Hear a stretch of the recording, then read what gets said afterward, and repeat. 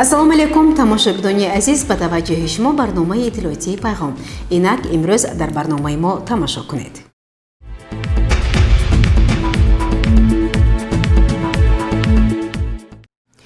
яке аз омилҳои пешгирӣ аз бемории сироятии COVID-19 ба ваксина фаро гирифтани шаҳрвандон мебошад. Вобаста ба ин маъракаи муҳим аз тарафи Маркази саломатии шаҳри Панҷакент кадом тадбирҳо амалӣ мешаванд? Ба ин суол гузориши нахустини барнома посух мегӯяд.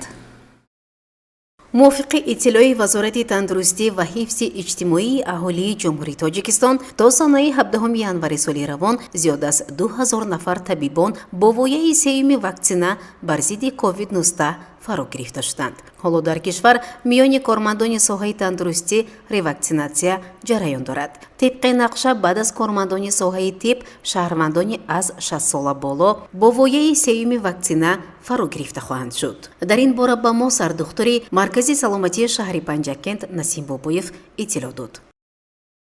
асосан ваксинация мо бояд шахсоне ки гирифторҳои бемориҳои музмин ҳастанд, ин диабети қанд, бемории фарбегӣ, бемории музмини роҳҳои нафас, бемории фишорбаландӣ ва шахсони аз 60 сола боло пеш аз ҳама фаро гирем. ба гуфти сардухтури Маркази саломатии шаҳри Панҷакент Насим Бобоев то имрӯз 58% аҳолии шаҳру деҳот моякӯбӣ шуданд. то ба имрӯз 107 000 аҳолӣ бо ваксинация фаро гирифта шудааст аз гурӯҳи мақсадноке ки 180 000-ро ташкил медод ва рӯз ба рӯз мо суръати ваксинатсияро тезтар мекунем ки ин вабои аср ба шаҳру деҳоти мо хатар набиёрад. мутаассифона ҳастанд нафароне ки то имрӯз умуман ваксина нагирифтанд, мегӯяд Насим Бобоев. дар бораи зиддият ба ваксинация дар байни мардум баъзе овозҳои нохуш паҳн шуда истодааст. яке аз инҳо ваксинация ба сабаби бефарзандии мардон мебиёрад, гӯё ки ин ақидаот тамоман нодуруст аст ва аз тарафи тибби муосир ҳамаи ин гапҳои бардурух инкор карда шуда истодааст. ҳамзамон сардухтур таъкид намуд ки бархе аз ҷамъиятҳои деҳот дар ин маъракаи муҳим муносибати ҷиддӣ надоранд. ваксинация дар баъзе ҷамъиятҳо камтаракак аз нисбати шаҳру деҳот паст фуромадааст. ин дар ҷамъияти деҳоти Моғиён, Шинг, ҷамъияти Рӯдакӣ ва ҷамъияти Вору мебошад. инчунин ваксинация дар шаҳри Панҷакент нисбатан суст бароҳ монда шудааст ва мо ҳамарӯза кӯшиш мекунем ки бо дастгирии фаъолони шаҳр суръати ваксинатсияро боз ҳам тезонем. ёдовар мешавем ки санаи 17 январи соли ҷорӣ ба Тоҷикистон боз 1,5 миллион воя ваксинаи модерн ворид карда шуд. коршиносони соҳаи тиб мегӯянд, бояд шаҳрвандон бидонанд ки ба муассисаҳои табобатии шаҳру деҳот миқдори зарурии ваксинаҳо ворид шудааст. онҳо метавонанд ба таври ройгон ба муассисаҳои табобатии маҳалли хеш рафта муроҷиат намоянд. ман аз ҳамаи шаҳрвандони шаҳри Панҷакент ва деҳоти Панҷакент хоҳиш менамоям ки худро пеш аз ҳама барои муҳофизат кардан аз ин бемории хатарноке ки дар тамоми дунё паҳн шуда истодааст барои ваксинация гузорондан ба тамоми нуқтаҳое ки мо дар шаҳру деҳот ташкил кардем муроҷиат карда худро аз беморӣ эмин дорам. табибон бори дигар аз шаҳрвандон даъват мекунанд ки қоидаҳои гигиениро риоя карда аз маҳлулҳои антисептикӣ ва ниқобҳои муҳофизатӣ истифода баранд ва ҳамзамон масофаи иҷтимоиро низ риоя кунанд.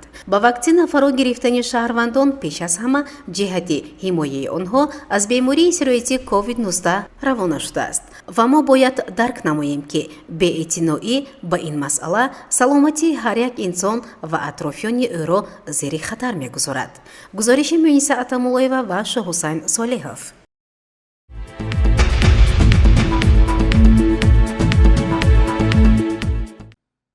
бо мақсади омӯзиш, тарғибу ташвиқ қарор додани паёми асосгузори сулҳу ваҳдати миллӣ пешвои миллат президенти ҷумҳурии Тоҷикистон муҳтарам Эмомалӣ Раҳмон гурӯҳи таблиғотии мақомоти иҷроияи ҳокимияти давлатии шаҳри Панҷакент таъсис ёфта фаъолияти хешро бо маро идома мебахшад.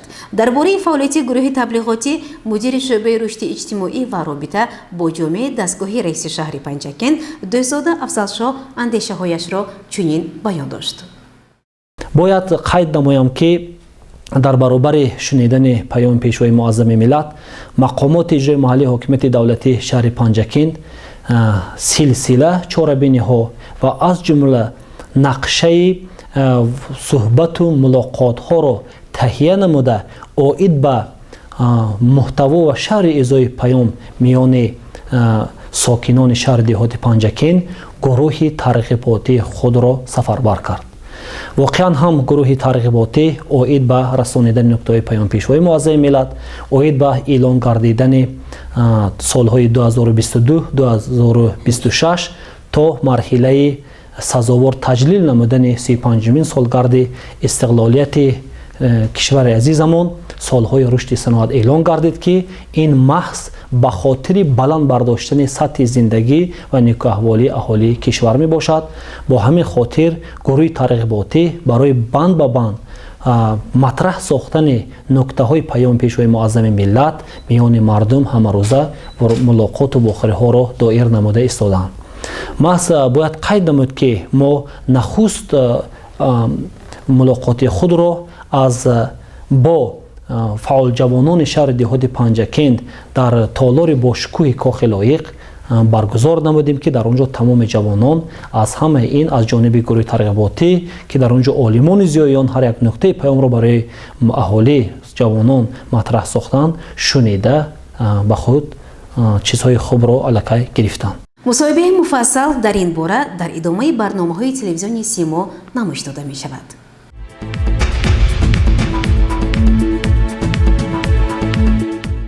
дар ташкилоти ибтидоии собиқадорони ҷангу меҳнати шӯъбаи маорифи шаҳри Панҷакент маҷлиси ҳисоботи солона баргузор гардид. идомаи ин мавзӯъ дар гузориши хабарнигорони мо. дар толори шӯъбаи маорифи шаҳри Панҷакент маҷлиси ҳисоботи солонаи ташкилоти ибтидоии собиқадорони ҷангу меҳнат баргузор гардид. маҷлисро мудири шӯъбаи маориф Шоҳида Мукаммалзода ҳусни оғоз бахшид ва дар бораи фаъолияти ин ташкилоти ҷамъиятӣ ҷиҳати ҳаматарафа рушд намудани соҳаи маориф, нақши собиқадорон дар пешрафти корҳои мактабу маориф маълумоти муфассал дод ва таъкид намуд ки ҳамкориҳои шӯъба бо ин ташкилоти ҷамъиятӣ дар мадди аввал қарор дорад. сипас раиси ташкилоти ибтидоии собиқадорони ҷангу меҳнати шӯъбаи маориф Барно Ашурова дар бораи фаъолияти ташкилоти ибтидоии шӯрои собиқадорони шӯъбаи маориф дар давраи ҳисоботӣ гузориш дод ва бори дигар таъкид намуд ки фаъолияти ташкилоти ибтидоӣ асосан дар партави дастуру супоришҳо ва паёми навбатии асосгузори сулҳу ваҳдати миллӣ пешвои миллат президенти ҷумҳурии Тоҷикистон муҳтарам Имомалӣ Раҳмон роҳандозӣ гардида дар ин раванд корҳои зиёде анҷом дода шуданд. ҳукумати кишвар бо роҳбарии хиратмандонаи асосгузори сулҳу ваҳдати миллӣ пешвои муаззами миллат президенти ҷумҳурии Тоҷикистон Имомалӣ Раҳмон ба илму маориф, нерӯи зиёён ва ахлоқии мамлакат аҳамияти аввалиндараҷа зоҳир намуда баҳри рушди ин соҳаи тағйирсоз маслиҳатҳо ва ба аҳли илму маориф, фарҳанг ва қувваи зеҳниро хазинаи тиллоии миллат номида аз фикру ақида ва дониши таҷрибаи зиёён дар раванди кишвар самаранок истифода менамоянд. дар марҳилакунонии пешрафти Тоҷикистон ва соҳаҳои илму маориф аҳамияти калон дода мешавад. дар маҷлиси ҳисоботӣ омӯзгори муассисаи таҳсилоти миёнаи умумии рақами 71 Бобомуродов, собиқадори меҳнат Хосият Каримова, омӯзгори муассисаи таҳсилоти миёнаи умумии рақами 1 Мукаррама Яҳёева, омӯзгор аз муассисаи таҳсилоти миёнаи умумии рақами 3 Нигина Бохонова ва дигарон ба сухан баромада пиромони фаъолияти ташкилоти ибтидоии собиқадорони ҷангу меҳнати шӯъба андешаву мулоҳизоти хешро баён карданд ва изҳор доштанд ки ин ташкилоти ибтидоӣ метавонад дар ҳамбастагӣ бо роҳбарияти шӯъбаи маориф муассисаҳои таҳсилоти миёнаи умумӣ дар раванди баландбардоштани сатҳу сифати таълиму тадрис ва истифода аз таҷрибаи собиқадорон корҳои шоистаеро ба амал барорад. соли 2021 30-солагии истиқлолияти ҷумҳурии Тоҷикистонро хело сазовор ҷашн гирифта дар арафӣ истодем ки аз паёми президенти ҷумҳурии Тоҷикистон пешвои муаззими миллат рӯҳи илҳоми тоза гирифта тамоми фаъолияту самти кори худро барои дар амал татбиқ намудани тадбирҳое ки сарвари давлат ва тамоми соҳаи кормандон пешниҳод карданд равона намуд истодем. аз ҷумла собиқадорон низ дар ин ҷода хизмати босазо карда истодаанд. мо ҷавобан ба ғамхориҳои ҳукумати ҷумҳурии Тоҷикистон, президенти кишвар, пешвои муаззими миллат тамоми фаъолияти худро барои тарбия намудани насли наврас, баландбардоштани сатҳи сифати таҳсилот дар тарбияи неки фарзандон мегузорем ва хоҳем гузошт. неъмати аввалини офридагор ба мардуми тоҷик дар давраи истиқлолият сарвари соҳибхиради миллат, асосгузори сулҳу ваҳдати миллӣ, пешвои миллат, президенти кишварамон муҳтарам Эмомалӣ Раҳмон мебошанд ки ба мо собиқадорони ҷангу меҳнат диққати махсус медиҳанд ва дар паёми худ низ қайд карданд ки аз шумо собиқадорон ҷавонони имрӯза таҷриба омӯхта кор ва фаъолият менамоянд. дар кори маҷлиси ҳисоботи солонаи ташкилоти ибтидоии шӯрои собиқадорони ҷангу меҳнати шӯъбаи маориф, муовини раиси шӯрои собиқадорони ҷангу меҳнати шаҳри Панҷакен Ахмал Хуҷамов ширкар варзида андешаву мулоҳизоти хешро пиромони фаъолияти ташкилоти ибтидоӣ, иҷрои дастуру супоришҳо ва нишондодҳои паёми асосгузори сулҳу ваҳдати миллӣ, пешвои миллат, президенти ҷумҳурии Тоҷикистон муҳтарам Эмомалӣ Раҳмон ба Маҷлиси Олии ҷумҳурии Тоҷикистон ки санаи 21 декабри соли 2021 ироа шуда буд, маълумоти муфассал дод ва бори дигар таъкид намуд ки барои фаъолияти ташкилоти ибтидоӣ мо тамоми ҷаҳду талошҳои хешро равона месозем. ҳисоботи солона аз рӯи масъалаҳои муҳокимагардида қарорҳои даҳдор қабул шуданд. гузориши Аббос Ҳамрозода, Нег Муҳаммад Мирҷонов аз шӯъбаи маорифи шаҳри Панҷакен.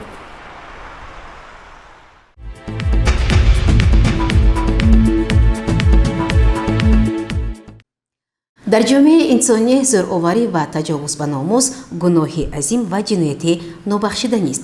идомаи ин мавзӯъ дар гузориши хабарнигорони мо Ҷаҳонгир Толибӣ ва Хаём Ҷураев.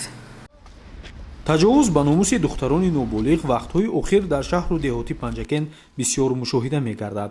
ин мавзӯи доғи рӯз буда моро водор месозад ки бетараф набошем. ҷомеаи шаҳрвандии Тоҷикистон низ ин амалҳои ғайриинсонии бо ном мардонро маҳкум месозанд. баъзе камбудиҳое ки дар ҷамъият вуҷуд дорад миёни кӯдакону наврасон барои ба таълиму тарбия шуғл надоштан ё ки дар баъзе оилаҳо нодуруст ба таълиму тарбия фаро гирифтан натиҷаи онро дорад ки имрӯзҳо мебинем ки бениҳоят ҳуқуқ вайронкунӣ, баъзе он ҷинояткорӣ аз ҷониби кӯдакони ноболиғ зиёд гардидааст.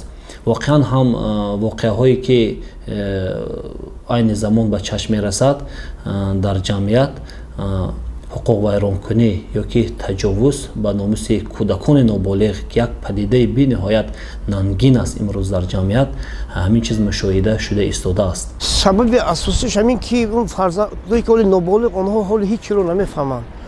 он одамое ки ҳамин корро карданд, онҳо вайҳоро алда карданд. мо ёрдам мекунем, ба телефонат пул мегузорем, аз ин бисёре аз телефонои мобилиям бисёр зависӣ калон дорад ки همین دخترچه‌های یوش بسیار مبلغ تلفن‌ها که گپ میزنن بچه‌های یوش همین نابالغان بسیار تلفن بازی این سبب اساسی یعنی این چیز برای همین تجاوز دختران نابالغ پدر و مادران باید که اهمیت دهند اهمیت ده فرزند خود را از قفایش تفتیش کنند دخترانشون را همه وقت به نظارت گیرند هر یک پدر مادر فرزند خودش دختر و پسر خودش هر روز پرسد سوال کرد چیکار کرد کجا رفت وقتی بی پرواگی ظاهر نکنند اگه ما کودکای نقص تربیت کنیم مکتب که نقص خانانیم البته همین کارا کم میشه شخصانی که با این عملهای ننگاور دست میزنند انسانهای سالم نیستند و یا از تربیت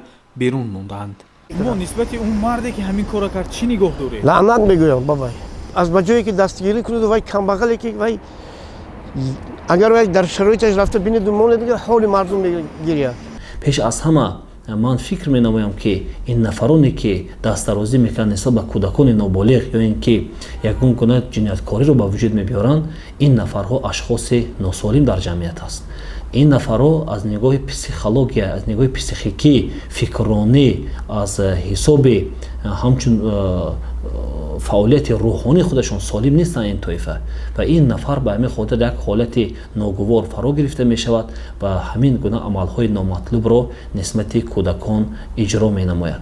جوانی که خودش رو همچون مرد حس میکند و نباید با یک دختر که بالغ نیست با وی تجاوز کند و باید داند که وی هم خواهر دارد وی هم اپا دارد اگر یک کسی دیگه خواهر وی تجاوز کند و به چه علم میکند این سبب بی‌عقلی بی‌تربیتی میباشد.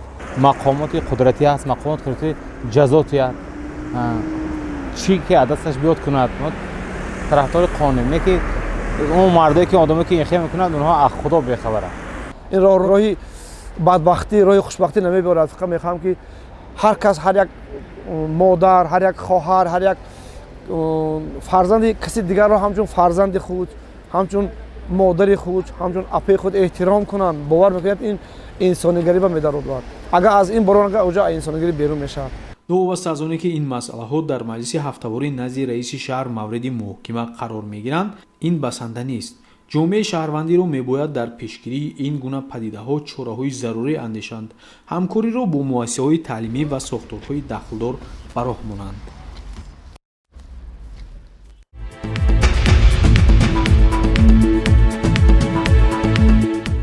غالبانی دور دویم آزمون تلویزیونی حسین خطی بهترین معین شدند. کیها هستند؟ توجه نمایید به گزارش همکاران ما. тамошобинони азиз чӣ тавре ки иттилоъ доред даври дуюми озмуни телевизионии ҳусни хати беҳтарин бо иштироки ғолибони даври мактабӣ баргузор гардид тафтиши дафтарҳо ва муайян намудани ғолибони даври дуюми озмун дар шӯъбаи маорифи шаҳр бо иштироки мудири шӯъбаи маориф масъулони озмун ва омӯзгорони фанни забон ва адабиёти тоҷик доир гардида баҳодиҳӣ ба таври шаффоф ва озод ҷараён гирифт ҳамин тавр пас аз тафтиш 7 нафар хонандагони муассисаҳои таълимии шаҳр аз ҷумла биби раҷаби сӯҳроб ва гулафрӯзи ҷовид аз муассисаи таҳсилоти миёнаи умумии рақами 3 шарофиддинова дилангез аз муассисаи таҳсилоти миёнаи умумии рақами 34 мансурова сабрина ва ёрова томирис аз муассисаи таҳсилоти миёнаи умумии рақами 1 норова сабрина аз муассисаи таҳсилоти миёнаи умумии рақами 15 ва зӯҳрӯи абдураҳмон аз муассисаи таҳсилоти миёнаи умумии рақами 71 ба даври ҷанбастӣ роҳ ёфтанд. бояд қайд намуд ки озмун дар арафаи ҷашни наврӯз ҷанбаст гардида ғолибон бо ифтихорнома ва мукофот пулӣ барои ҷои якум 3000 сомонӣ ҷои дуюм 2000 сомонӣ ва ҷои якум 1000 сомонӣ қадрдонӣ карда мешаванд. гузориши сабрина акрам ва вайс мулҷон холов.